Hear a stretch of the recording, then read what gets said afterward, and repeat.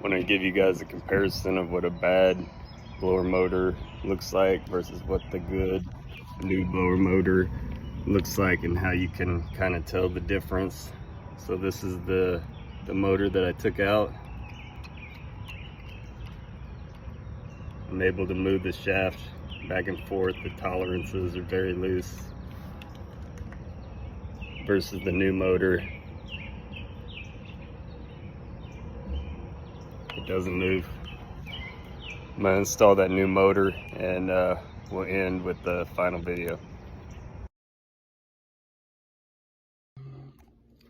So here's the faulty motor that I pulled out, similar to the condenser fan motor that you guys saw me do before.